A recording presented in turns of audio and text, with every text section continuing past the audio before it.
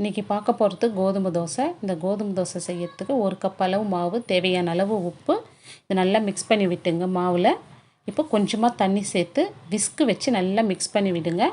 நம்மளுக்கு கட்டி இல்லாத நல்லா கரைஞ்சி வர விஸ்கு வச்சு அடிச்சிங்கன்னா இது ஒரு 10 நிமிஷத்துக்கு ஊறட்டும். இப்போ ஒரு பேன் வச்சு ஆயில் சேர்த்து கடுகு, சீரகம், உளுத்தம்பருப்பு, கடலைப்பருப்பு, பச்சை மிளகாய், இஞ்சி இதெல்லாம் சேர்த்து நல்லா வதக்கி விடுங்க. இப்போ 2 பெரிய வெங்காயம் சேர்த்து நல்லா வதக்கி விடுங்க. இந்த வெங்காயத்துக்கு தேவையான அளவு உப்பு சேர்த்துட்டு நல்லா வதக்கி விட்டுங்க. இப்போ கொஞ்சமாக கருவேப்பிலை, இப்போ 2 தக்காளி சேர்த்து நல்லா வதக்கி விடுங்க. இப்போ தக்காளி நல்லா வதங்கி வந்துச்சு நம்மளுக்கு. இப்போ கேஸ் ஆஃப் பண்ணிவிட்டு ஆறட்டும். இது 10 நிமிஷமாக மாவு ஊறிட்டு இருக்குது. இப்போ நம்ம வதக்கி வச்ச மசாலாவை இதோடு சேர்த்துட்டு கொஞ்சமாக பொடியாக கட் பண்ண கொத்தமல்லியும் சேர்த்து நல்லா மிக்ஸ் பண்ணி விட்டுங்க. பேன் வச்சுருக்கேன், சூடேறிச்சு. இப்போ தோசை ஊற்றி எடுத்துடலாம்.